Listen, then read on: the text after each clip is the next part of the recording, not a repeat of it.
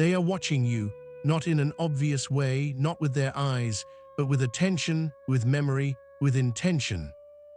Every toxic person in your life is constantly asking one silent question: how far can I go with this person?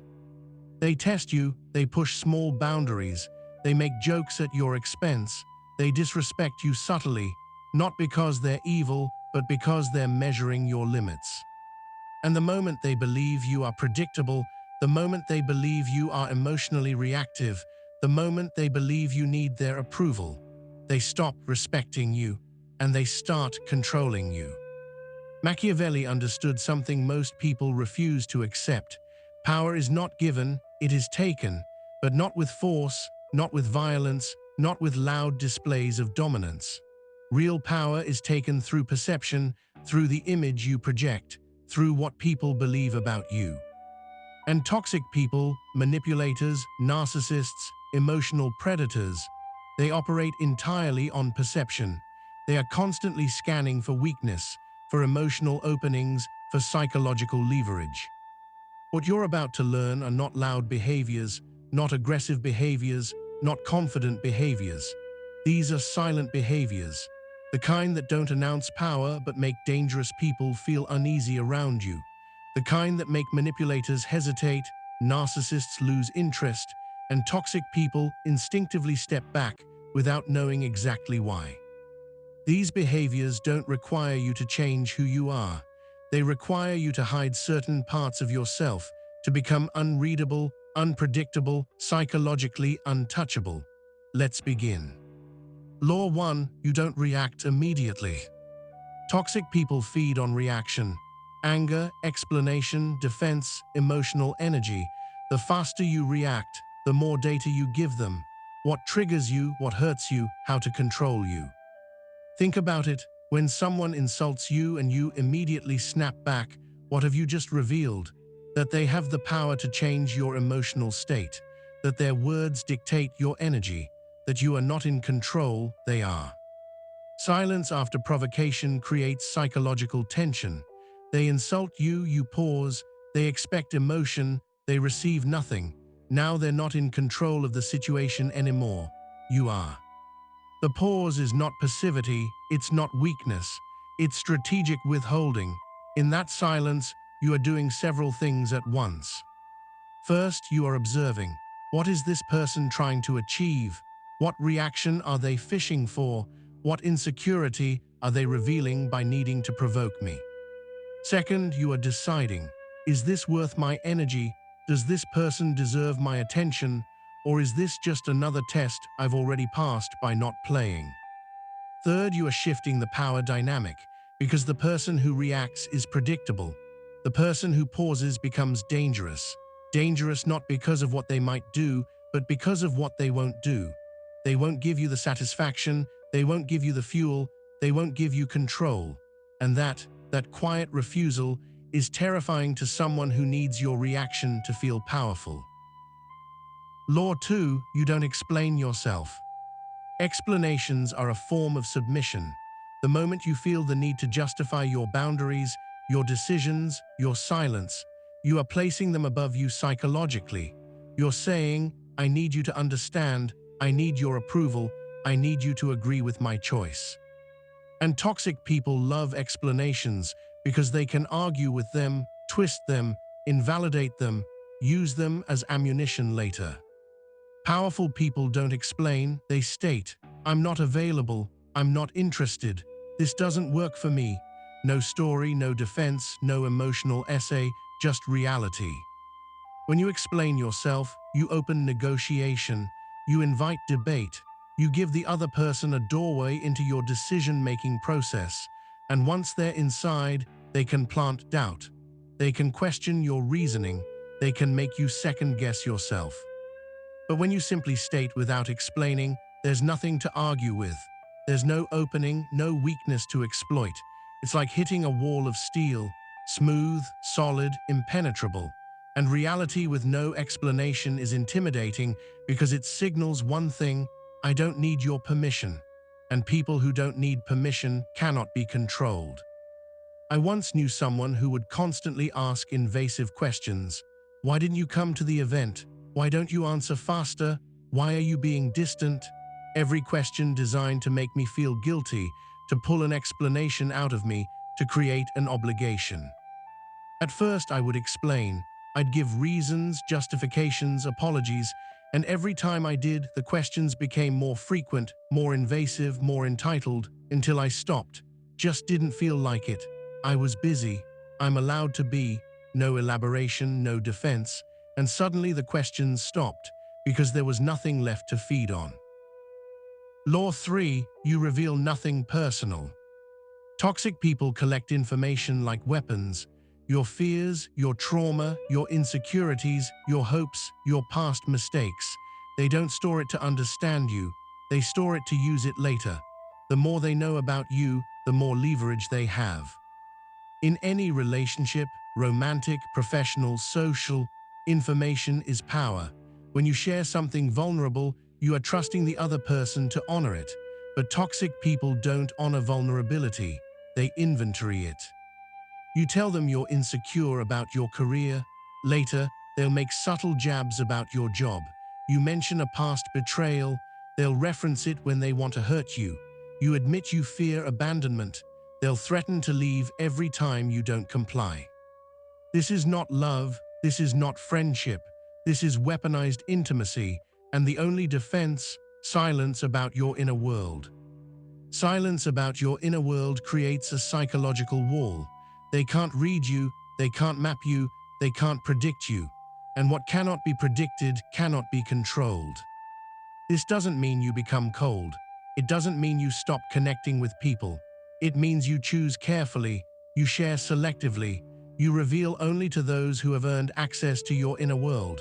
Not through charm, not through persistence, but through consistency, through respect, through reciprocity. And if someone hasn't earned it, they don't get it. Simple. Law 4, you stay emotionally neutral. Toxic people are emotional strategists.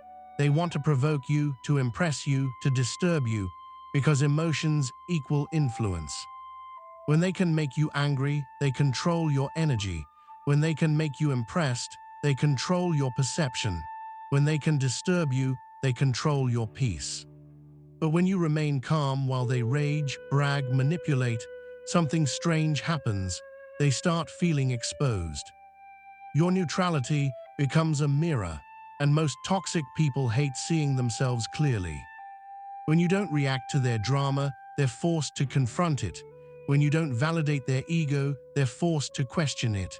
When you don't absorb their chaos, they're forced to sit in it alone. And that is unbearable for them. Because toxic people need an audience. They need someone to witness their outbursts, validate their importance, absorb their dysfunction. Without that audience, their performance loses meaning, and they are left with only themselves. That's when they move on, not because you defeated them, but because you stopped playing. Imagine someone is yelling at you, blaming you, trying to make you feel small. Most people either yell back, giving them the fight they want, or apologize, giving them the submission they want, or cry, giving them the power they want. But what if you did none of those? What if you just looked at them calmly, not smiling, not glaring, just present, watching them perform?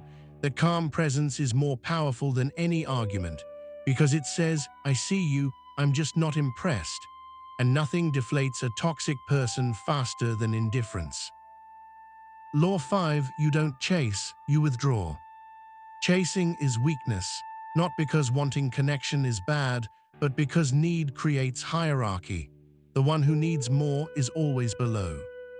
When you withdraw instead of chasing, they feel the loss of control, they feel uncertainty, they feel replaceable. And nothing terrifies toxic people more than being irrelevant.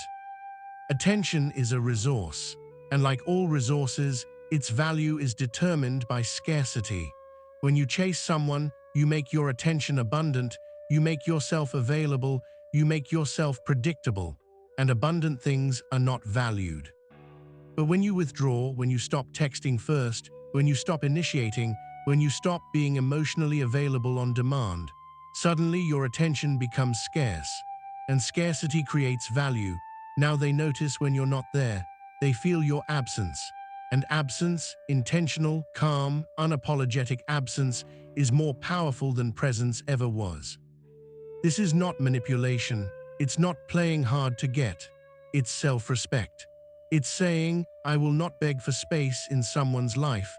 I will not convince someone to value me. I will not lower myself to chase someone who walks away easily. If they want you in their life, they will show it. If they don't, you'll know. And either way, you remain whole, because your worth is not determined by who stays, it's determined by who you allow in. Law 6, you don't compete, you observe. Toxic people love competition. It makes them feel important. If you compete, you enter their frame, their rules, their game. But when you observe instead of engage, you step outside the game entirely. Now they're performing and you're watching. That reversal alone shifts the power dynamic. When someone tries to one-up you, what are they really doing? They're inviting you into a hierarchy, a ranking, a competition for status. And the moment you accept that invitation, the moment you try to prove you're better, smarter, more successful, you've already lost, because you've accepted their frame. You've agreed that this is a competition worth having. But what if it isn't? What if their need to compete reveals more about them than it does about you? Observation is not passive, it's active discernment. When you observe, you ask, why does this person need to compete with me? What are they trying to prove? What insecurity is driving this behavior? And once you see it clearly, the competition loses all meaning. You don't need to win, you don't need to respond. You just see them. And being seen, truly seen, without judgment but without admiration, is deeply unsettling to someone performing for validation. Law 7, you are comfortable with walking away. This is the final law. The most feared person in any psychological dynamic is not the loud one, not the dominant one, not the confident one. It's the one who can leave without drama, without explanation, without revenge, because that person cannot be trapped. No guilt, no manipulation, no emotional hostage, just absence. And absence is the ultimate power. Most people cannot walk away, not because they don't want to, but because they are held by fear of loneliness, fear of being the bad guy, fear of wasting time, fear of admitting they were wrong, hope that things will change. Toxic people know this, and they use it. They push you to your limit, then pull back just enough to keep you hooked. They hurt you, then apologize just enough to make you stay. They disrespect you, then give you just enough attention to make you doubt your boundaries. This is the cycle, and it only works if you stay. But the person who can walk away breaks the cycle. Not with anger, not with ultimatums, not with speeches about how they deserve better. They just leave. Quietly, calmly, permanently. And that calm, final departure is the most terrifying thing to someone who expected you to stay no matter what. Because it proves they were wrong about you, you weren't controllable, you weren't desperate, you weren't theirs to manipulate, you were just someone who knew your worth and walked toward it. Closing dark, calm, final. Toxic people don't fear strength, they fear independence. They fear people who don't react, don't explain, don't chase, don't reveal, don't beg.